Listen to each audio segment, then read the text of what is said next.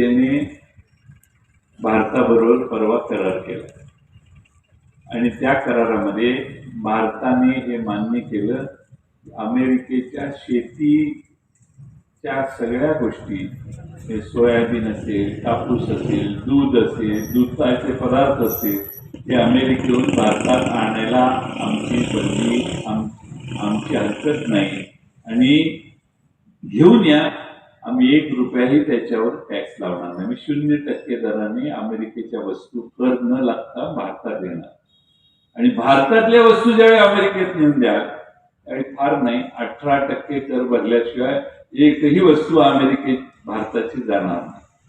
$24 billion आयात आजपर्यंत होती. करारात म्हटले की $500 बिलियन पेक्षा जास्त वस्तू या अमेरिकेहून भारतात आणण्याची व्यवस्था होईल. त्याच्यावर एकही रुपया भारतीय अर्थव्यवस्थेत कर रूपाने येणार नाही. आज तुमची गाय 15-20 लिटर दूध देते, बरोबर आहे ना? अमेरिकेत 70 लिटर दुधाची गाय. ह्या गाईला त्या गाईची अशी मुकाबला करायचा.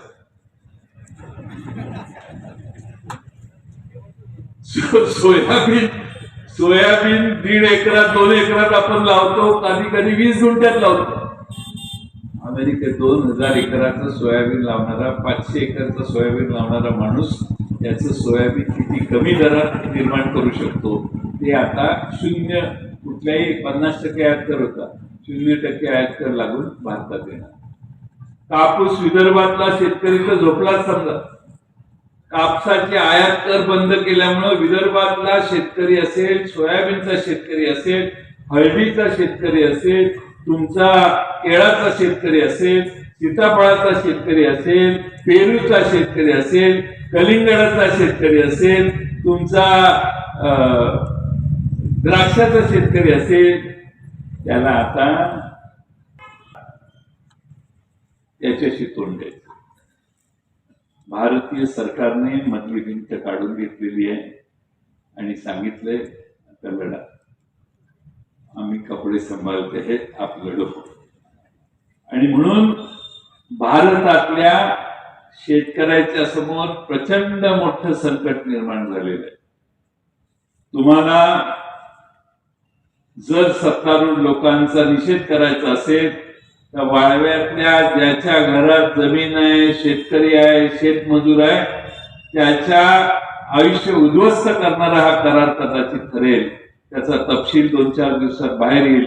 मी आपल्याला विनंती करतो, उद्याच्या निवडणुकीमध्ये या सत्तारूढ लोकांना पराभूत करण्यासाठी आपण तुतारी वाजवणाऱ्या माणसाच्या चिन्हावर शिक्का मारा आणि एकदा आम्हाला सांगा की संघर्ष झाला तर आम्ही राष्ट्रवादीच्या बरोबर आहे. कारण आम्हीच या देशात शेतकरी कुणाला कळतो तर तो फक्त शरद पवार साहेबांना कळतो.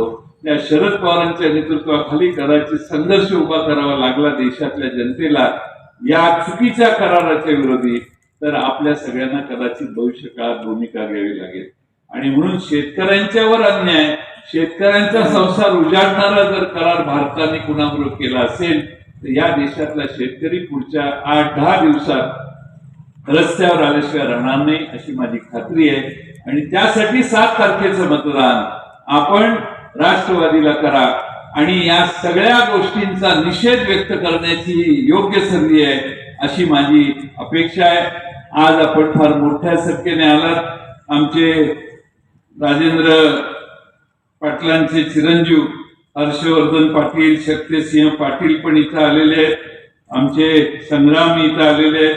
सगळेच मान्यवर व्यासपीठावर आले. नावं घेण्यासाठी वेळ कमी पडली, पण माझी आपणा सगळ्यांना विनंती आहे की थोडंसं घरी गेल्यावर गुगल करा, इंस्टाग्राम बघा, इंटरनेटवर जाऊन US इंडिया ट्रेड अग्रीमेंट वर जाऊन बघा काय अग्रीमेंट झाले. तुम्हाला कळेल तुम्ही ज्या व्यवसायात आहात शेतीपूरक त्या व्यवसायावर काय आव्हानं निर्माण होणार आहे. आणि हे कसं आहे, आपल्या घरात पाणी आले येईपर्यंत आपण आपलं सामान हलवत नाही. आपल्याला वाटतं दुसऱ्याच्या दारात आलंय, दुसऱ्याच्या दारात आपल्याकडे कशाला येते, आपल्यात आल्यावर कळत. आता सगळ्या देशात पाणी शिरलेलं आहे त्या करारानं.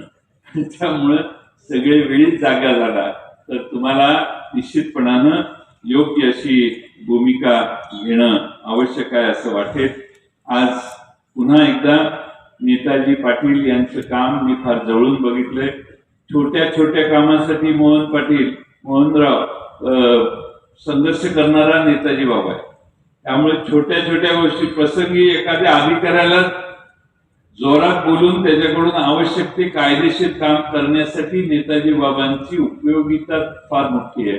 नेताजी बाबांचं काम आज नाही 10-15 वर्ष मी बघतो आणि म्हणून कामाचा माणूस आम्ही तुमच्याकडे दिलेला आहे. त्या कामाच्या माणसाच्या माग तुमचा आशीर्वाद तुम्ही उभा करा. मी तुम्हाला विश्वास देतो की वाळवे गावाचे आता हा ऊस जातोय की नाही हे करार बघितला तर साखर तिकडनं 20 रुपये किलोने यायला लागेल आणि हे आपलं बंदच होईल सगळी दुराडत.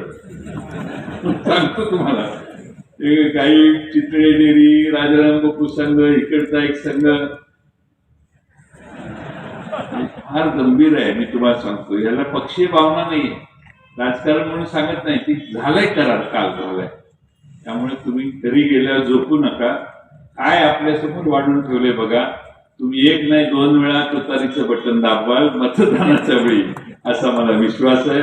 आमच्या वैशालीताई शेट्टी आणि दीपालीताई थोरात या देखील नेताजी बाबांच्या जेवढी बाबांना मतं पडतील तेवढ्याच मतांनी या दोघी देखील आमच्या भगिनी आपण निवडून द्या.